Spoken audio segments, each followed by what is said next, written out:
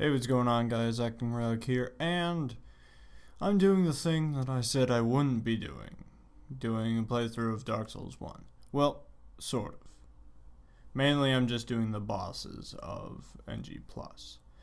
So I'm just going to be doing post-commentary over this. So, first up, we have the Belfry Gargoyles.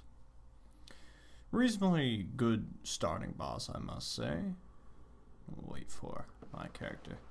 Run up here, and it's also one of the first times you get to see Solaire in action and how he fights and so on and so forth.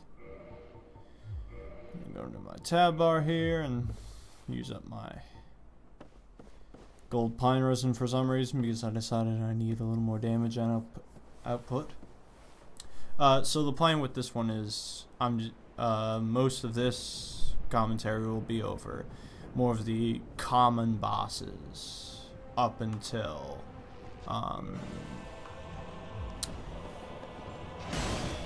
I get the Lord Vessel after being Ornstein and Smog and taking out Sif. Then what I like to call the four runs, the Chaos to Nito to Sif, and to Four Kings. I will actually do a full Let's Play of going through all of those. And especially with the run to Four Kings, that will involve also going through all of London, which I have not touched yet. And let's see here. Yeah, there we go. Gargoyle down. And I must say, I like this fight 1,000 times more than the one in Dark Souls 2. Just because, well, 2 is a lot easier to manage. You have a lot more surface area to fight upon, and it just works a lot better.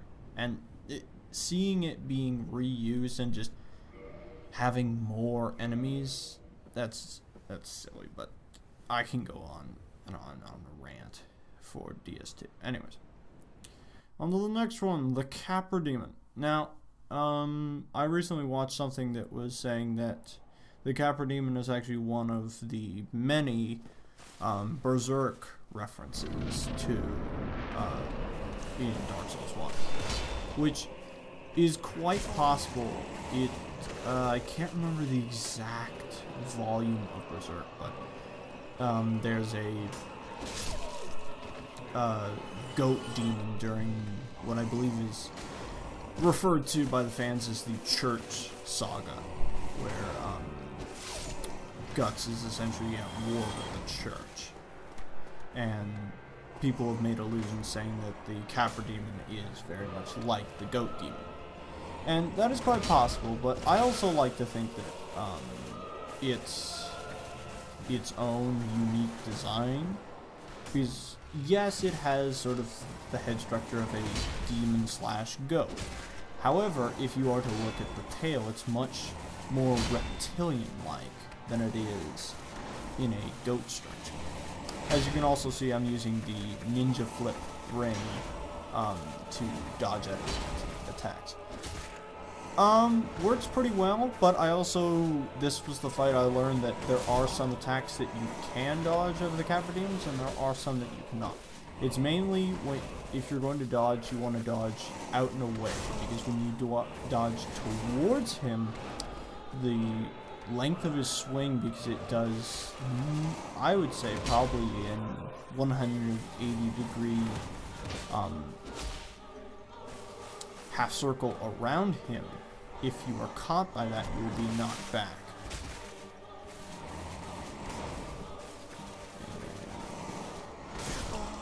See, like there, I was within his sweep range and I got caught. That time I got underneath it, so I was able to get away. I'm amazed actually how much trouble I had with this fight, considering it shouldn't actually be that bad. One. Come on. He's only got a bit. One.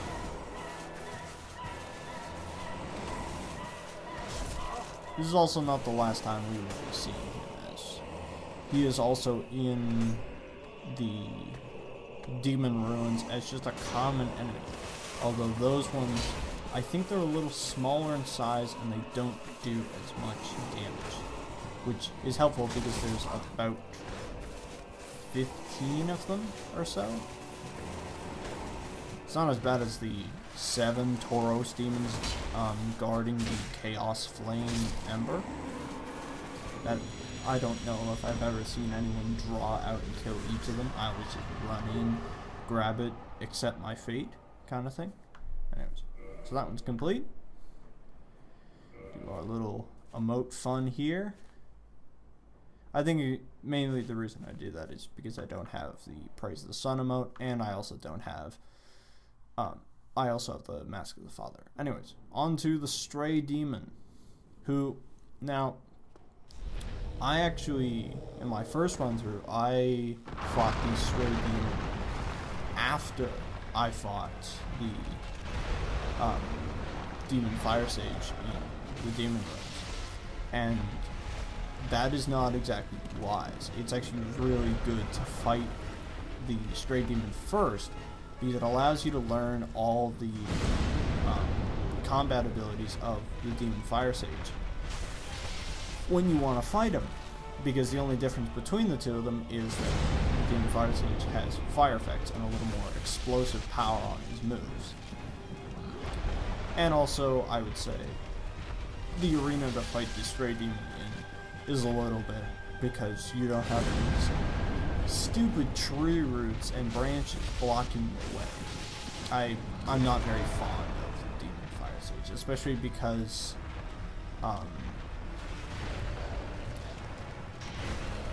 he's one of the quote-unquote optional bosses, but Dark Souls 1 has a very loose term with optional, because optional in Dark Souls 1 term means that you don't have to do it. However, to get around it, you need to do this. You have to, well, in that case, you have to do the Chaos Follower Covenant and expend 30 humanity to get access to the shortcut to Los Isos to not fight the Demon Fire Sage and the Centipede Demon. I will be doing that shortcut because I have, I think, 45 humanity, so I've got some to spare, and I would also like to unlock the Firestorm Pyromancy. Pyromancies are pretty powerful in this game. I have not run a mage character through Dark Souls 1 because I did my Faith Mage build for DS2, and that is definitely the PvE build if you're just trying to complete the game. Well, at least I'm trying to do a large club build with Dark Souls 2, and it's not going so well. I keep hitting up against a wall, mainly because I want Dark Souls 2 melee combat to be like DS1's, but it's not. There's a lot of differences. Anyways, what I was going to say. When you're going to categorize something as an optional boss, it should be optional. For example, Gwendolyn is the prime example of an optional boss. You don't get to access Gwendolyn unless you've killed Guinevere, sent Andor and Orlando into its darkened state, and then go fight her. That is the prime example of an optional boss. The Moonlight Butterfly is yet another optional boss. You don't have to kill that thing. The only reason you want to do it is for the souls and the one key, and the key becomes irrelevant if you pick the master key as your starting gift, or if you buy it, because there are of course merchants that do sell. So we have the Stray Demon complete, not too bad. Now the Stray Demon is also an optional boss, but he's probably one of the I would say, not really optional as key bosses, mainly because he drops that Titanite slab. Anyways, next on to Havel. Now, I know Havel's not a boss, but I think he almost should be at the level of power he has. He's what I think the game categorizes as a mini boss. Same thing goes for the Hellkite Drake, which I will play off another Dark Souls player, Eli, known as Play It Griped, to say the Hellkite Drake is misnamed. Drakes are dragons that have no wings and run on 4 legs. What the Hellkite Drake actually is, or should properly be called, is the Hellkite Wyvern, because it has 2 wings and 2 back legs. It does not have, for it to be a dragon, it needs 4 legs and wings. Fucking nerd, oh my god. Yeah, I know. But I find dragons are cool. So. And there goes Havel. I should have done a couple pairs just to have some fun with him, but I didn't feel like getting smashed to the ground by his giant tooth weapon. Alright, so that one's complete. I can't remember what's up next. Next is the Moonlight Butterfly. Excellent. Now, I actually, when I first ran this game in NG, I didn't know about the summon for Witch Beatrice, so I didn't know that you could bring her in as a summon to help the fight, and it makes the fight a hell of a lot easier. Also, my crossbow skills are not very powerful, because 15 damage to this thing is pretty much nothing. Yeah, no, I beat this thing on about 6 attempts using,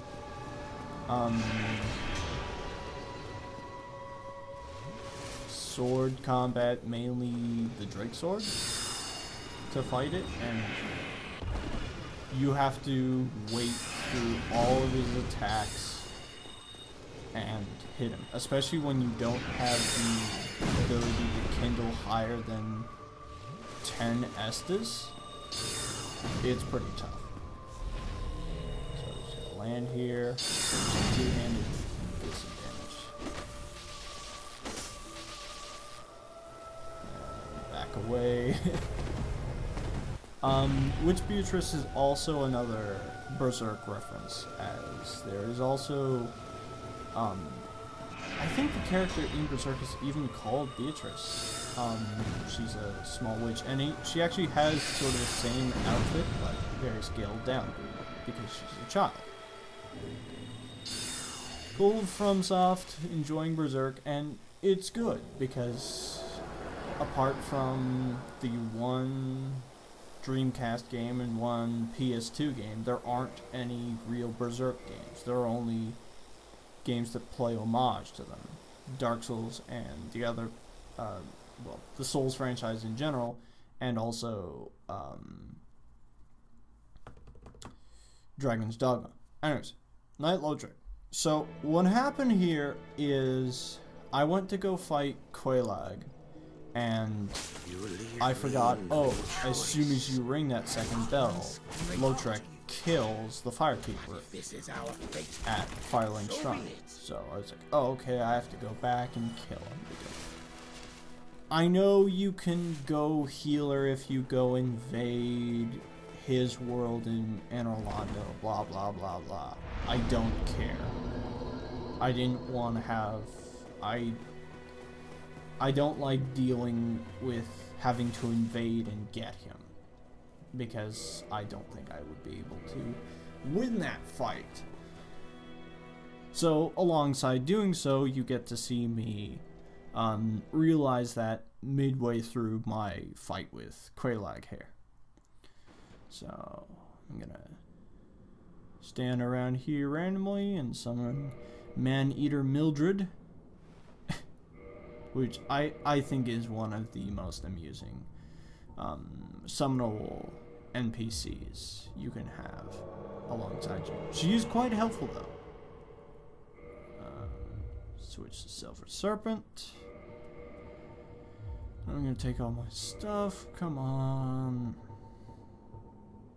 This is the one trouble with post commentaries. You forget how long you were messing around in the menus. And I also, you'll be able to see it here. I realized midway through her intro that I have to, oh shit, I have to go kill Lautrec before I do this fight. As you can see, it is really bumpy cut there. Now, what I really enjoy about this intro is that when it pans up,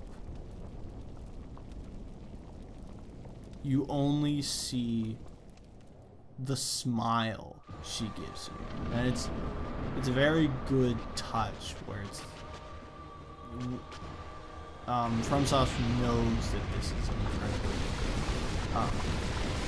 sexualized character, and it's often the thing that is drawn out about Quelaag is that she's got this gigantic gross spider body but this incredibly attractive human body on top. But just having that subtle hint of a smile is probably the best way to play that out. And you never hear her voice, so you don't know what it sounds like, whether it's from sexy or not. So all you have to go by is this simple facial expression. I think that's very well done. The less you say, the more you can imply. And Dark Souls is probably the best story around that. Alright, and I'm using Mildred here to essentially tank and take most of the damage here.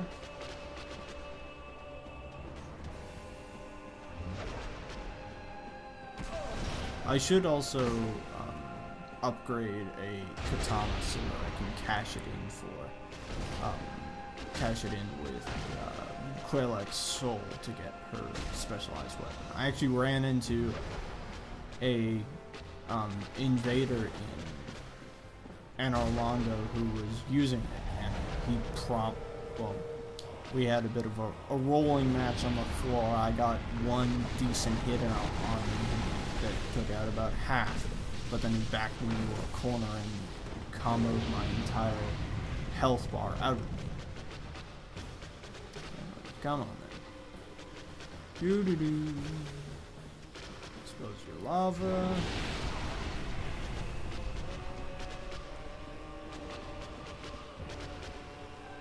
Now Quelaag is actually apart from the lava part, she's not exactly that hard a boss. And I remember I actually fought the Scorpioness boss in Dark Souls 2 before I'd ever encountered Quelaag. And I was actually playing with a friend who had played Dark Souls 1. I think he remarked it. How akin she looks. But that boss is very different because it doesn't have the breathe lava attack. It does have both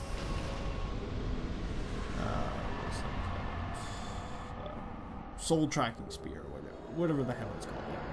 I may even put it in the goddamn video because I can't remember it. Anyways, she is that, and she also has her dig underneath, go underground, and then pop up attack, which is quite annoying. And I'm also a rather jumpy person, so it caused me to jump. Anyways, on to Undead Prince Rickard, not Richard. I actually had to correct myself. I always thought it was Richard because I always referred to it as Richard's rapier, but no, it's Rickard. And the assumption is that I believe, and I think it may even be in his item description, that Rickard is from Astora because he wears the same Elite Knight set that Oscar does when you first encounter Oscar in the Undead Asylum. There's his rapier, which To strength characters, not so good. To dexterity characters is probably one of the better weapons to use. Right. Do our what is it emote and continue on to pinwheel. Now, I actually got quite lucky with this pinwheel fight. I ended up not bringing in a summon and just using my one Pine Risen there to up my damage output. So he automatically brings in a friend. 1, 2, 3, 4.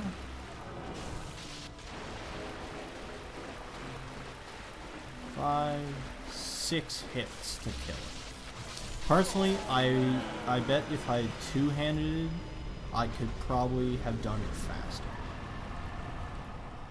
Let me grab all his stuff, and this time I get the Mask of the Mother. Obviously, I have the Father's Mask on as a homage to the great giant dad.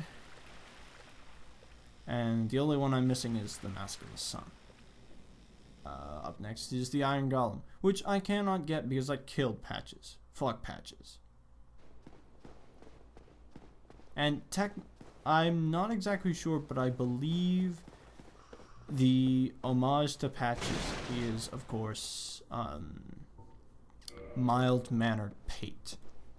Because they look very much the same in their armor set, because they both have spears and so on and so forth. But Patches, unlike Pate, just tells you, oh, there's treasure over there, good luck, you might die. Patches, on the other hand, shoves you and tries to kill you. But more importantly, I'm going to bring in the heavyweight champion known as Black Iron Tarkus, or just Iron Tarkus as apparently he's called here.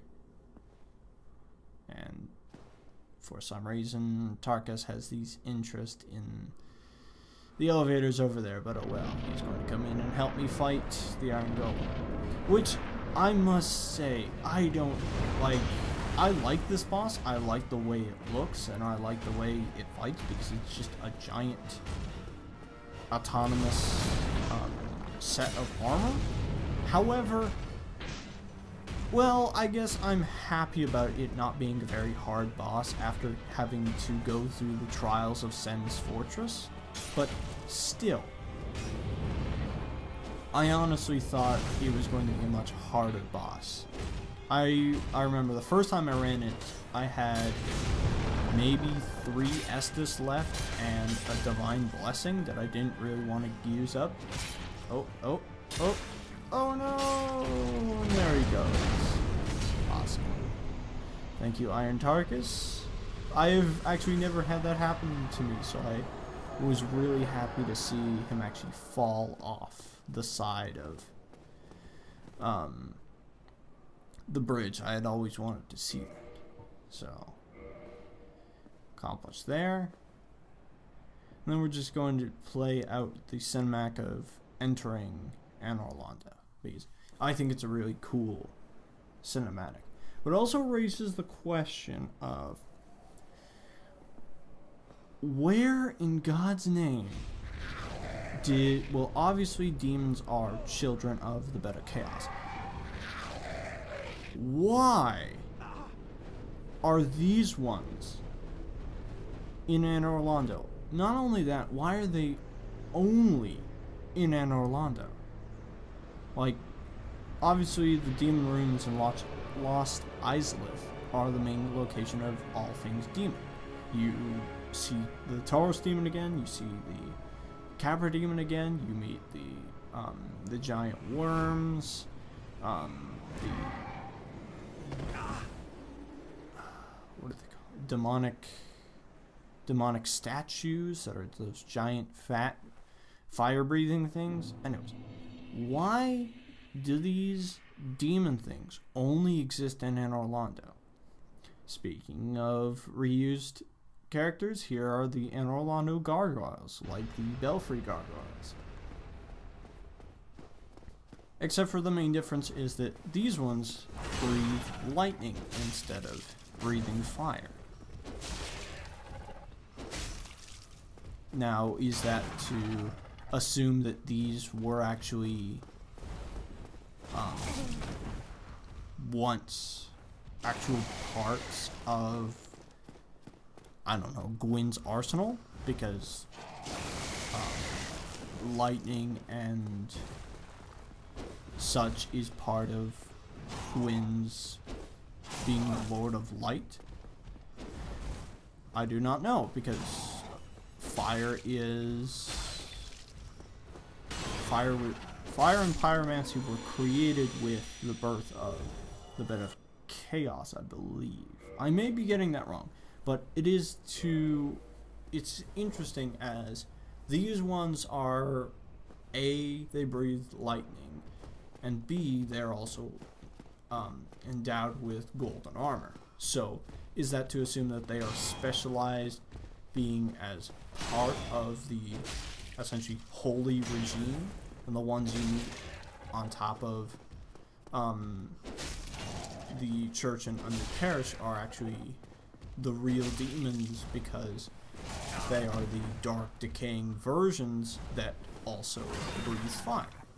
Fire being, as I said, a creation from the Bed of Chaos and the Witch Elizabeth. And now on to the scariest part of Anor Londo, that goddamn ledge. I think that ledge has cost me more souls than any other location in DS1. I'm also bad at platforming, so there is a bit of that. But like, I'm also trying to block. I'm not trying to dodge, which I should be dodging. Trying to get this guy. And usually you can just, what I should do is just use kick and kick him out of the way. I decided I want to fight him for some ungodful reason. Get around, go in the corner, use my Estus, and roll off the ledge. And pass into Anor Londo Cathedral proper. And I end up actually taking the wrong door here and going into the place where there's a Silver Knight and a chest. And I believe that's also a mimic chest. But more important, there he is, the hero of Astora, Solaire. However, maybe someone can answer me this. I don't know why the fire goes out like that. And I'm panicking thinking that, oh, I'm about to get invaded because I'm human and the fire's right there. So, in an element of panic, I go, okay, go to the door and close it just to slow the person down. Because I once actually had an invasion in the main hallway where I saw the person run directly out and I was like, oh. He's not after me. He's here to mess my game up. He's going to go kill Solaire so that I can't access him in Lost Isleth and then Undead Parish. Oh, Dick, you've been quiet. Smooth summoning. Chat with Solaire there, which is nice. And finally get the bonfire so I can do some stuff. And then it goes out again. So... You really are fond of chatting, if I didn't know better. I do enjoy that line of dialogue. It's like, you really do enjoy chatting. Are you really trying to say something by doing so? Alright, enough running around the goddamn bonfire. Get going. That guy was using a pickaxe. Anor Londo with a pickaxe. Not a regular build. Anyway. So I believe I cut it off because I realized, oh, I'm going too long, and all I really wanted to show off was that ledge. I have seen one of my favorite videos is someone using a double set of great shields to defend that ledge. And now we are finally on to the actual boss. And I've got an entire crew with Solaire and one summon. The summon is running a Dex build. So we are going to take on the Orlando brothers and see if we can take them out. With this one, I wanted to take out Ornstein first because I wanted to get Smo's soul so I could get his hammer and also his armor set because I already had all of Ornstein's gear, spear, and the Leo ring. So we're dealing with him. My summon for some reason decides to antagonize Smo, which is probably a good idea just so he doesn't come after we get Solaire. And bam! Solaire gets hit. Okay.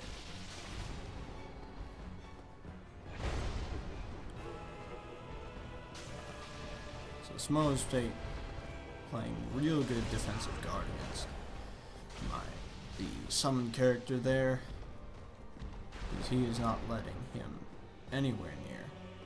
Now, what I find interesting is I didn't know that lightning bolt that Ornstein fires has a bit of tracking to it.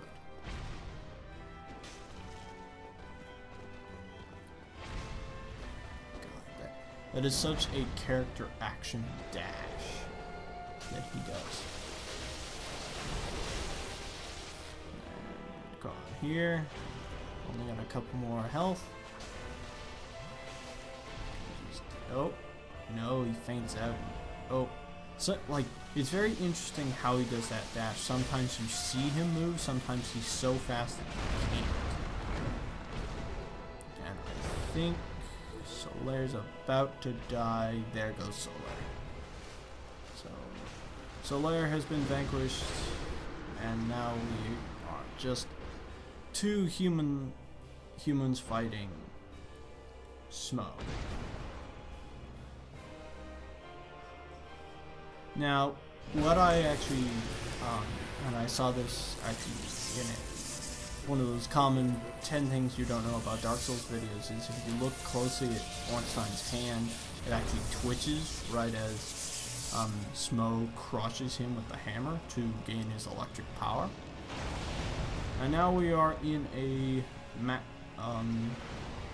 all-out brawl with Smo, which I'm gonna say right now does not go so well. Well, kind of. I've never fought Smo just on his own, so it was a little tricky. I'm saying this, of course, preemptively as my summon is about to die, and I think, and he's got one speck of life left, and there he goes.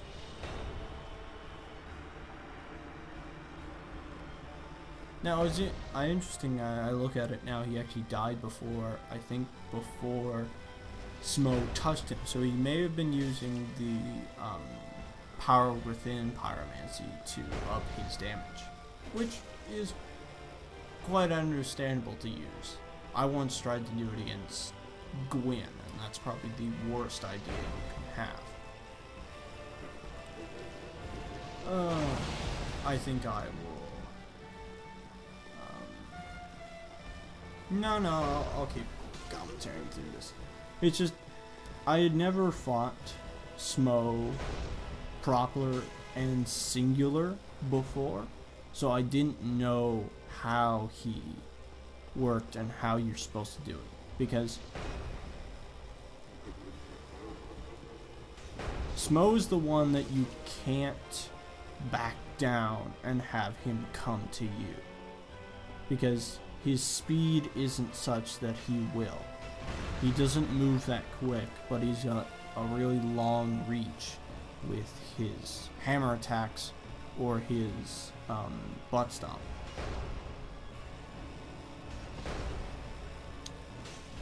Unlike Ornstein, who will actively chase you in the fight. He will actively come after you. Smo just sort of wanders around after you, but not so quickly. So you really have to press your advantage and wait for him to do that attack so that you can score a free hit. But I was not properly understanding that, so I kept backing down. Because unless one of his attacks actually hits you like that, he doesn't actually have a lot of attacks that come right at you. So as long as you stay out of the range of his shovel attack and his butt stomp, which is kind of annoying when it's right in front of your face, you're fine. And you can use the pillars to some degree of defense, but eventually, of course, he will smash through. Wham, there goes that pillar, which is interesting. The entire pillar smashed but that small tiny column. Whereas all the other ones, all the pieces of the pillar smashed. I don't know. This game is both the most realistic and most unrealistic at the same time. So I think, oh, I should power up. Use my pine resin here. Because lightning against lightning works? Of course it does.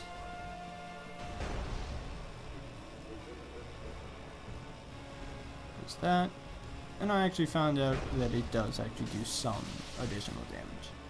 I bet there is something that he is actually much weaker to, like charcoal, pine resin, or something like that.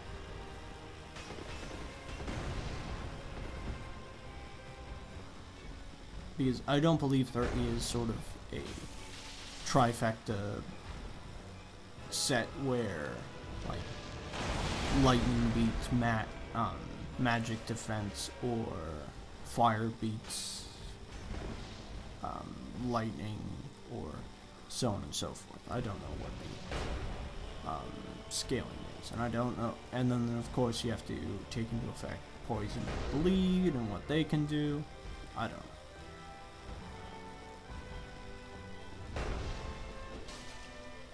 Another bone stomp.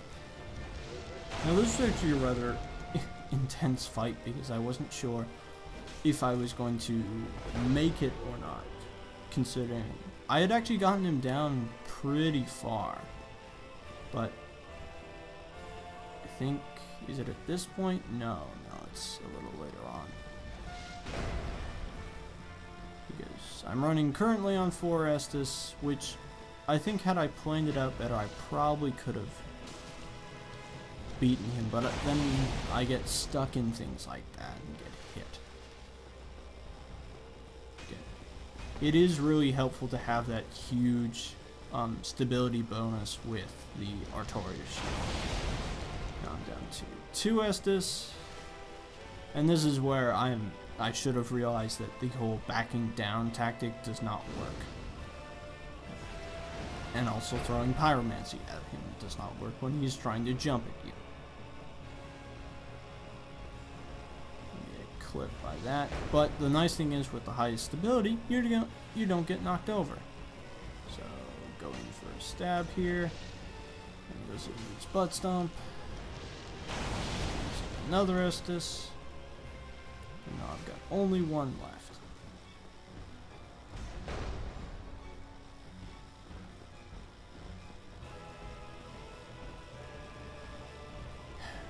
If only I had known that you're supposed to press the advantage and come after him, instead of backing off all the time. See, backing off actually works with Ornstein because he's fast enough to catch you. Snow, it doesn't work because the amount of string of moves that he does, unless he does the jump or something like that, won't equal the distance between you two that you can run. free stab there. And now I'm down to about less than half health, so I back down and say, okay, fine, I'm gonna try and go for, I think I was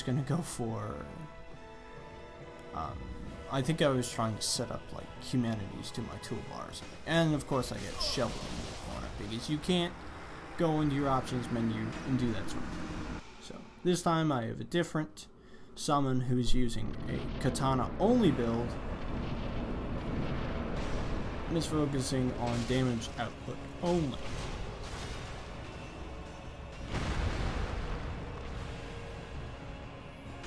And this one actually went a lot better because the summon I had was, because he was focusing on damage output, he was actually able to do a lot of damage.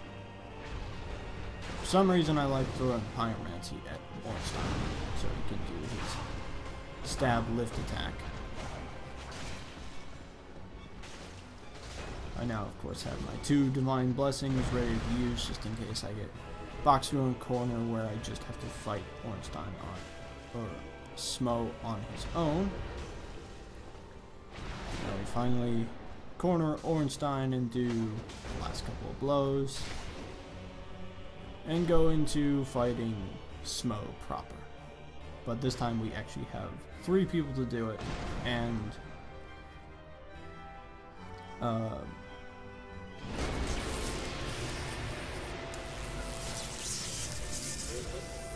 why am I blanking on this? Solaire is alive, so therefore this. Now I don't know if that's true with Dark Souls 1, that you have to defeat them in particular order to have them come along with you, because I don't think it has to be, considering that I was able to get Solaire here even though I do not summon him for the fight in the depths yet.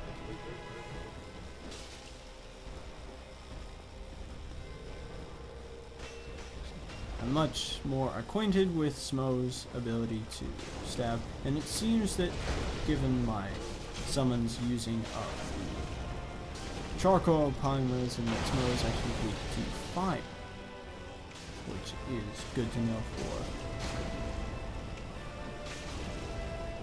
external playthroughs.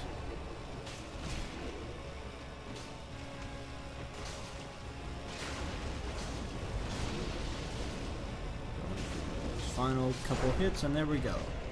Mission successful. Thank you, Solaire. Thank you to the summon. To the middle, like usual. And do the emote. There we go. Success. And then the next is... Right, this was the last piece I had done so far. I have plans to do one more, and this one is actually pretty awesome because I'm getting invaded, so I want to get through the door so I can fight Sif and cancel the invader to push him out of my world. So we run up to the Artorias grave here, get close to the sword, and then I think, yeah, I skip through the cutscene so that I just go right into fighting Sif. Now, I learned, this was actually the boss fight that I learned you need to record every boss encounter you do, because I did an attempt on Sif where I did a perfect run, and I didn't take any damage, and I didn't use any Estus, but I forgot to record it. So I can say that I did a perfect run of Sif, but no one will believe me unless I have the proof. But all in all, he is a much easier boss once you learn his patterns and know to get underneath his legs and just deal damage that way. He is also, of course, the inspiration for the Royal Rat Authority, which is one of my most hated boss fights in all of Dark Souls 2. And it's not because of the Authority himself. The Authority himself fights... He's a Sith type, where you use the same tactics of getting underneath his legs and giving damage that way. It's because he has additional enemies. All the little rat dogs that run out. So you have to be able to take out all of those first and then fight it. Which, especially when you're playing a longsword in one hand, chime in the other character, is a little tricky. Because shooting out a multi-burst attack or loosing multiple single bursts is a little annoying. I ended up actually going back to him when I had a higher strength amount and just using a great sword and great shield build to finish him off. Just because I wanted to collect his soul just so I can have him complete and done. He's also the only way to access the Rat Covenant in that area. So that, because once you activate that Rat Covenant, then you can go through the entire area of the Doors of Pharaohs without being attacked by anybody, which is quite nice. Anyways, so I complete that, and I believe that's the end of this run here. Yes, that is complete. Alright, now finally we end off with the Gaping Dragon. I wanted to end off on this one because I wanted to do some... I wanted to show one of my friends what the Gaping Dragon looks like. I think it's a rather interesting boss. So we're just gonna take our little shortcut down here, right over here, run down these stairs, although I appear to be walking. Now I'm running, there we go. Much better. Here, see the slimes. Interesting slimes. Some people say they are mystical and Rolando poo, which is quite possible. I would think anything that the City of God shits out is quite powerful. Alright, so up here, and then I turn the correct direction this way. Down this staircase. And we run over here and grab the Knight Solaire. And of course, I don't have Lotrix summon sign because I killed him. Here we go. Solaire is summoned. Greet our friendly sunlight friend. And then we head on down.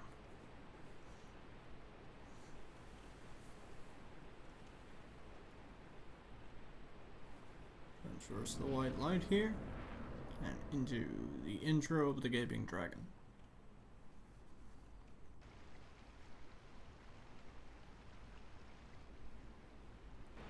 So I believe the lore around the Gaping Dragon is that he was once a fully normal dragon, but then all the corruption and infections of the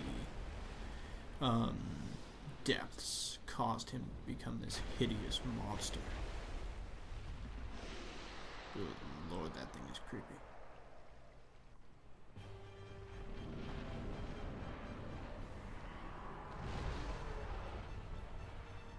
Smash down there.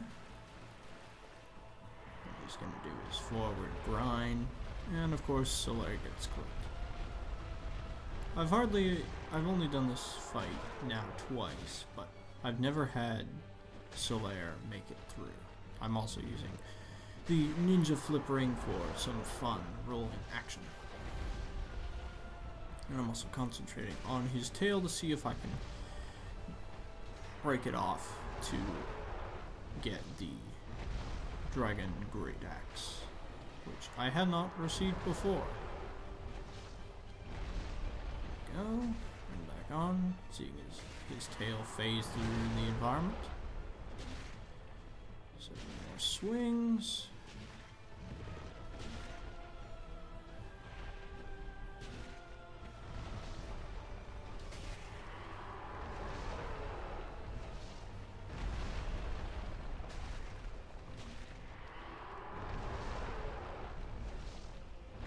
It's nice to know that the dragon's wings actually work. And I think it's about there it is. There's the slice. Alright, he's only got a little bit of health left, so let's go get him.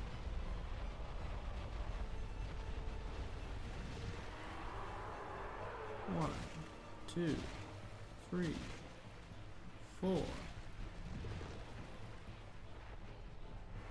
There's the grab, but nothing to grab. There he goes up into the air and back down.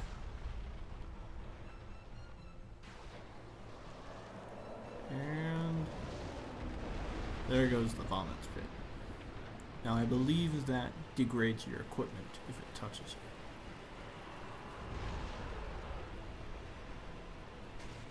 So we go in, 1 thrust. 2 thrust. 1 more hit'll do. Lands, we run in, swing. And Zolaire actually made it. Excellent. Mission accomplished. Alright, so from here on in, I'll actually be doing full Let's Plays of the next couple areas. I've already recorded the one for the Demon Ruins and part of Lost Izalith. I still have to face the Bed of Chaos, but by that time it will be done. So, thank you for watching, and that's all I have.